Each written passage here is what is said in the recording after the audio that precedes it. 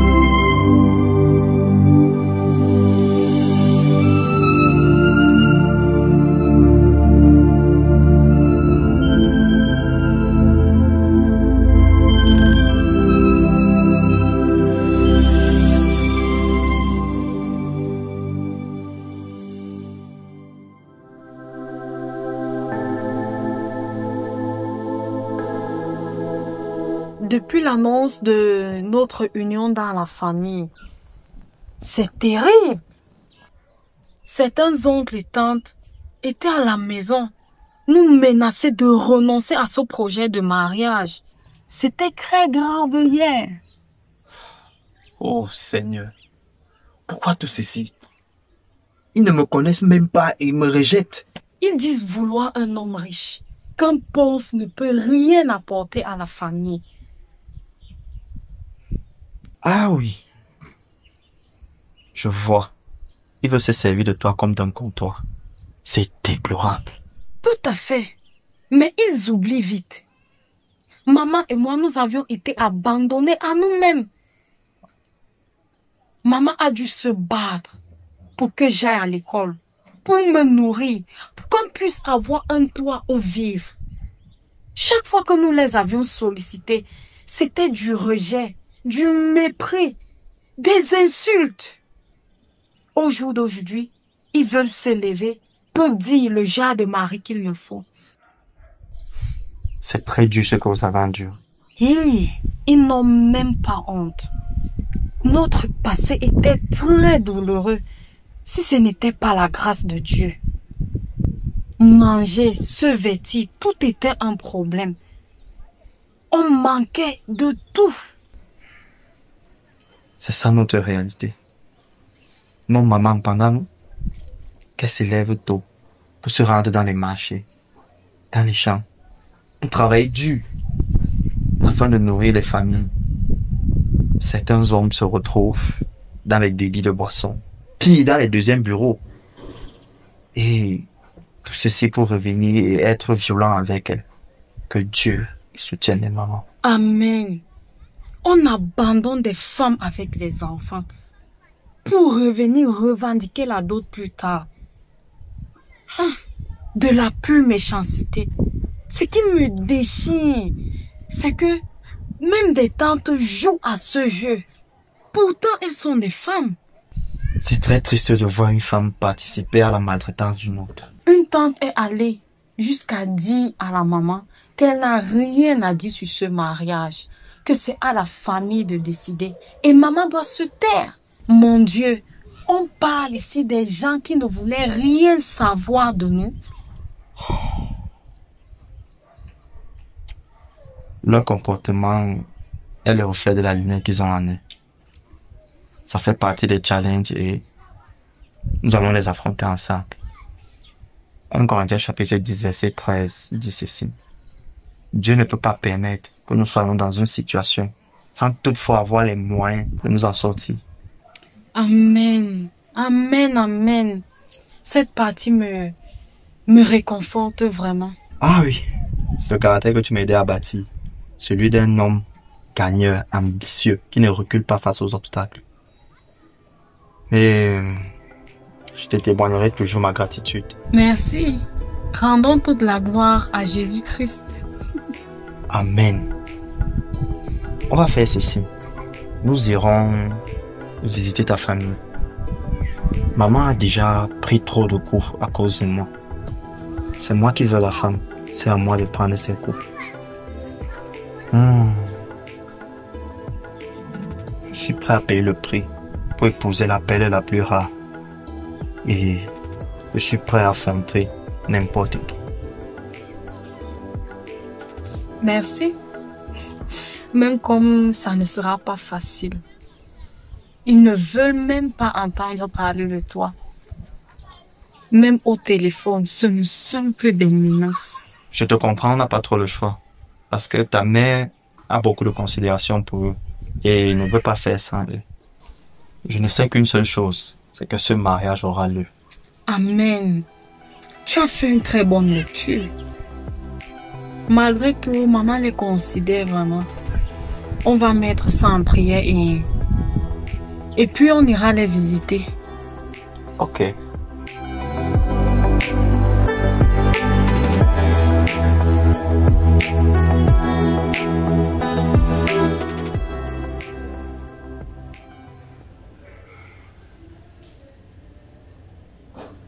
Ah, chérie, j'ai vu que tu étais dans la chambre comme ça, tu t'es sentie aussi. Tu te sens forte. Ah, je te sens fatiguée. Sinon, comment tu vas dormir? C'est vrai que la journée a été très lourde. C'est sûr. Mais j'ai presque rien mis sous la dent depuis la journée. Donc, c'est moi manger, s'il te plaît.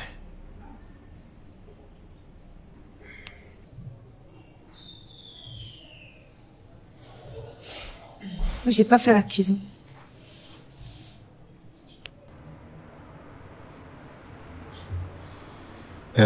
Joyce, Oui. je t'ai demandé de me servir à manger, s'il te plaît. Je disais tantôt que j'ai pas fait la cuisine. Ah, tu sais, chérie, les choses sont devenues tellement chères au marché. Et c'est vrai que tu as mis 5 € le matin, mais je t'assure que c'est suffisant. Je n'ai pas pu faire le marché avec tellement c'était petit. Donc, tout à l'heure, là, j'ai acheté du poisson, vas-y, j'ai rangé. Bon, je me suis dit que tu t'es débrouillé au travail. Donc, j'ai pas fait la cuisine. Ça, c'est un. Et de deux, j'étais très fatiguée. Attends, qu'est-ce que tu es en train de me raconter là, Joyce?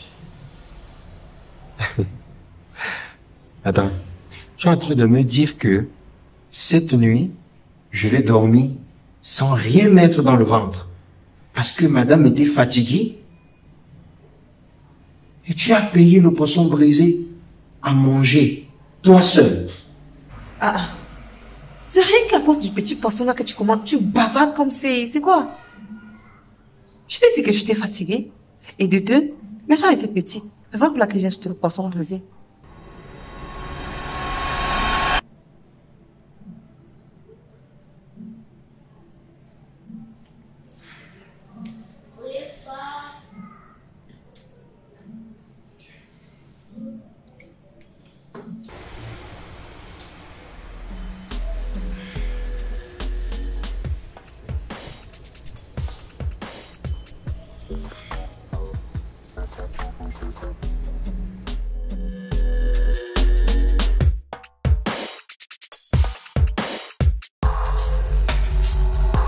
J'espère que tu t'es remis de ce qui s'est passé lors de la visite en famille chez les oncles et tantes la dernière fois. C'est vrai que lors de cette visite-là, c'était presque des menaces. Hein. Ouais. Mais bon, le Seigneur fait grâce. J'ai quand même apprécié ton oncle, le dernier à qui on a rendu visite là. Oui, lui, il était un peu plus gentil et il était un peu plus soft, quoi.